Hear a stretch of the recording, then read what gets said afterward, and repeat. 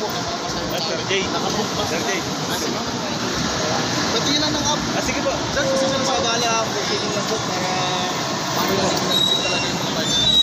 For safety po sa inyo.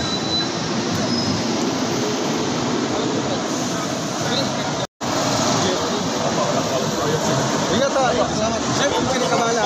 Ay, bumaba si sir. Sir, bago ako na rin. Ingat kayo, sir.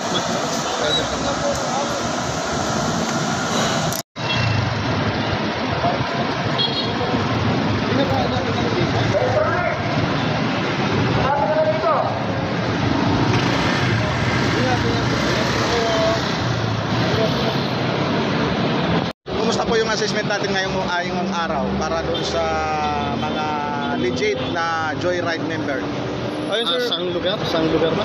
Dito sa PITX. Ayun sir, so far nandito tayo ngayon sa PITX sir. At so meron po tayong nahuling dalawang illegal joyride biker. Kasama po natin yung mga kapulisan dito sa PITX, Parañaque.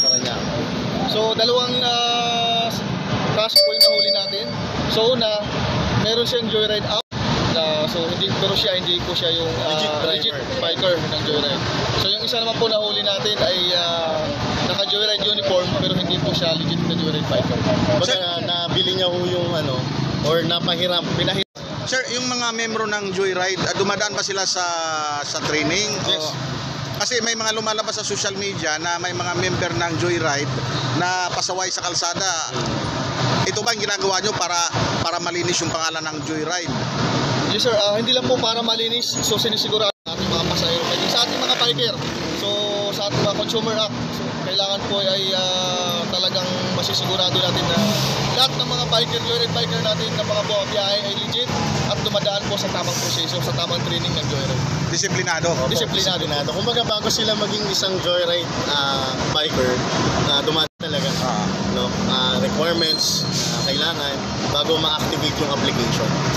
Ayan. So kailangan yung quality talaga na biker, once na na-activate sila, fully equipped na sila ng knowledge.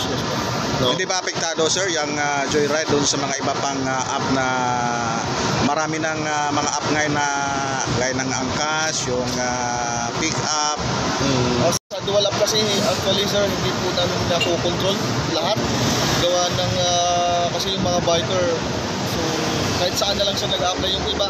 Sabi nga nila, discarte. So freelancer. Ang problema lang nito sir, based kasi sa app, so wala po tayong pinaka-guidelines talaga. So basta ang concern lang po namin, kaya po andito kami, para lang po ay mahuli o masita natin yung mga fake joyride, which is yun po ay intellectual property, kumbaga, at saka yung sa Consumer Act. Yung quality talaga ng trabaho nila. So chine-check din natin. Lalo-lalo na yung mga uniforms na gamit nila. Sir, meron pa bang pinapayagan na gumamit sila ng ibang uniform, yung mga unauthorized uniform na may brand name ng Joyride. So pinagbabawal kasi talaga yun. mga fake yun? May mga ano pa ba tayo sir? May mga target pa tayong ibang lugar na magsagawa ng operasyon? Yes sir, actually ngayong araw po ang massive campaign. So para maging talagang masuntunan natin yung mga illegal na joyride biker o fake joyride. So tuloy-tuloy na po ito at so far kanina may nahuli na tayong dalawa. So hindi na po namin titigilan to hanggat hindi po natitigil yung mga fake joyride. Kasi siyempre yung kaligtasan na naman po, seguridad ng ating mga pasahero talaga ang priority natin, pati yung mga kaligtasan ng mga biker. Mayroon ngayon? Well sir, sumusunod lang po kami kung ilan po ang miyembro na binibigay po ng LTFRB. Kung ilan po yung bilang, yun lang po sumusunod namin. So sa ngayon, mali lang membro na? Sa ngayon sir, medyo ilan lang po yung miyembro namin. So tuloy-tuloy pa. Estimate siguro sir, mga nasa 10,000 lang po siguro. 10,000. Sa Metro Manila lang? Yes sir. Metro Manila. Sa Sir, Metro Cebu, more hindi po. lang doon sa sa ating mga pasahero sa public. Reminders lang sa mga biker na gumagamit ng mga uniform.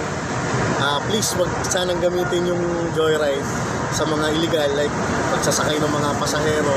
Kasi kapag may nangyari sa inyong hindi maganda, lahat ng gastos sir sa inyo po yun. Kaya hanggat maaari kung gagawa naman kayo ng diskarte, kumbaga mag-ano na lang kayo ng sarili nyo. Personal use na lang talaga. Huwag na gamitin yung Huwag na pangalang gamitin Joyride. yung brand ng Joyride. No? So, iwasan din nating magsuot ng mga unauthorized uniform. So, may authorized uniform talaga na binibigay naman sa atin. So, yun lang yung pinakagamitin sa biyahe. And sana ay maiwasan po ng mga Joyride biker na magpapakancel ng booking. Kasi delikado po at para ma-secure po sila sa insurance. Lalo-lalo na po sa ating mga pasahero.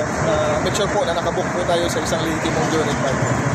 Salamat po. At kung sa mga nahuhuli man kanina, nag-fake Joyride, at lalo na kung kayo ay professional driver's license, may kakayahan naman kayo magmaneho ng motor, pwede kayong mag-apply sa amin sa Joyride.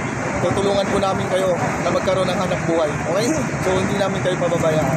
Okay? Pati po sa pasahero, no, reminder lang po, kung ang Joyride driver ay nagpapakancel ng booking, wag ho kayong pumayag hanggat maaari para ho sa seguridad ninyo yan.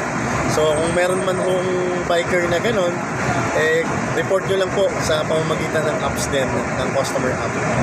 So para at least masugpo natin yung mga ganong klaseng behavior ng mga driver.